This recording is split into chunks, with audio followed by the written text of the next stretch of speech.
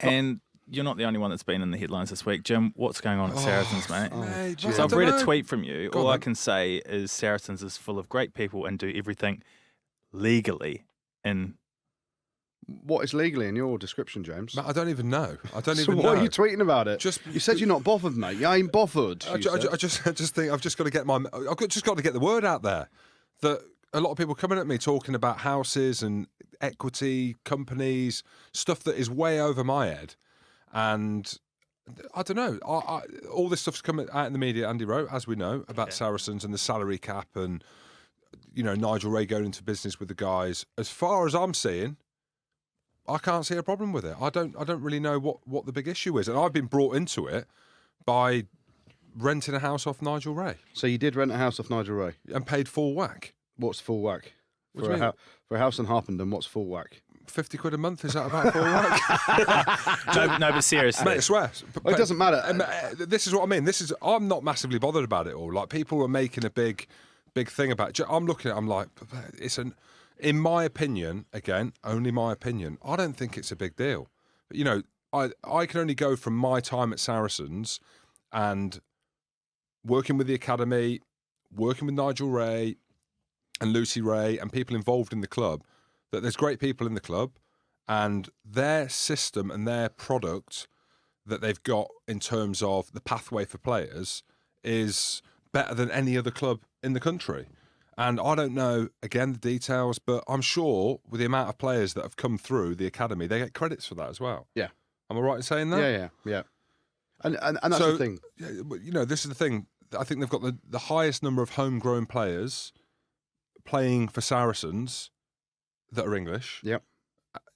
So again, I don't know what all the permutations are with that. How much they get from England or Premier Rugby and all these things. This is the thing. Going through, and I've been through the sure you have. regulations for the salary cap. I'm in the same camp as Jim here. And just by the way, are you still employed by Saracens, James? No, I'm not. Oh, so what he wants is he wants a job again. That's why he's saying it. But you go through it, and I've not questioned Saracens breaking the salary cap in this. I've questioned what is the point of the salary cap. Is it something that is stringently being looked at? Then you read all the guidelines and the regulations and what happens. So much grey area in there in terms of, there's one thing in there about if you're wearing your club apparel or club training gear or whatever, it would more than likely be considered under the salary cap. So but if you're in shorts and a t-shirt that aren't anything to do with a club, they could argue, and they could argue that's not under the salary cap. So there's loads of different permutations. And Saracens' main goal for years now is to be the best club in Europe and the best club in England. And I think the issue is other clubs have looked at the salary cap and said, we will not break the salary cap. We will not even question those grey areas. We'll go and play and by the laws, by the book, whatever it is. And you've seen a couple of clubs have been fined for slight overspends or whatever. But what Saracens do, is it illegal? It's not illegal because they're not breaking the law in England. But what it is all these clubs have signed up to the salary cap and being constrained by the regulations within the salary cap. And Nigel Ray and other serious board members at Saracens, you don't become that successful, that rich, have all the properties, that good in business without having good people around you, being able to pick holes in things that benefit the club in terms of how you pay players.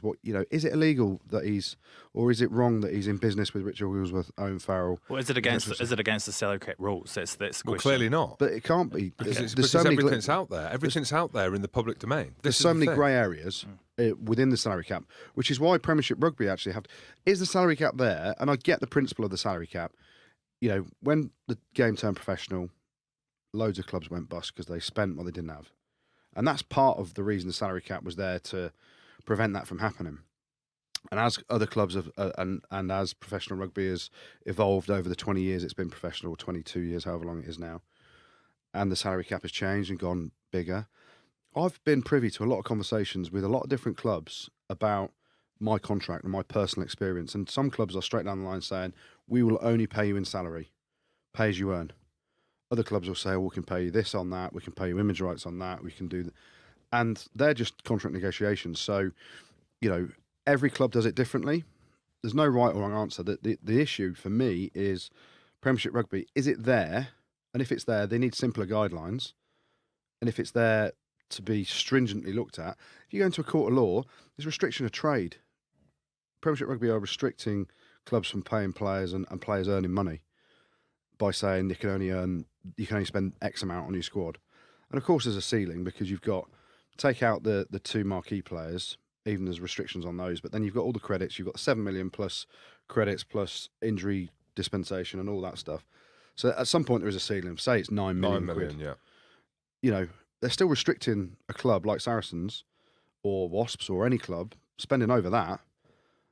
But a player might want more, and no one's saying that you're looking at that Saracens squad now with all the stars they've got that they can literally say, honestly, we're paying them less than 7 million quid.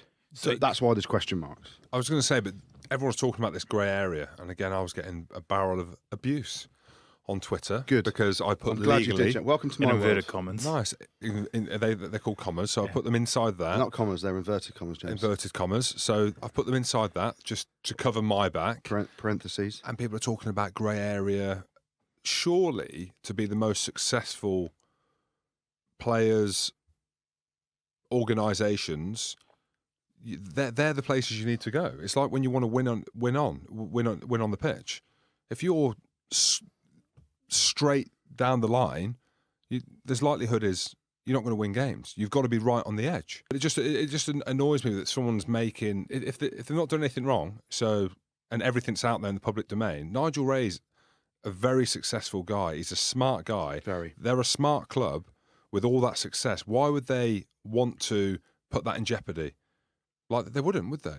So people are getting pissed off with it because they're doing things to the limit. And They've found who ways. published it? The Mail. Yeah, they've found ways of. Why have the Mail done that then? The Daily Mail broke it, and Laura Lambert has she's done a fantastic piece on it. People want to hear about this stuff. There's loads of chat about it around the game of rugby. Of course, Saracens don't want to be in the limelight, in the spotlight for it, but it's an amazing piece of journalism when you go into it and look at it.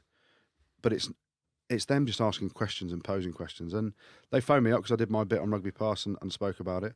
And my challenge is not to Saracens, because Nigel Ray and the people at the club are going to have some very influential and very intelligent lawyers looking at all this to say what they can and can't do. He's not just going to throw a number in the air and go, oh, we'll just do that because of that reason, just because that's what Faz wants, Faz Investments or Wiggy Construction or whatever it was. But you sit there and you go, Premiership Rugby need to make a decision. Either it's there for a reason and it's cleared up, or just crack on, boys, pay what you want.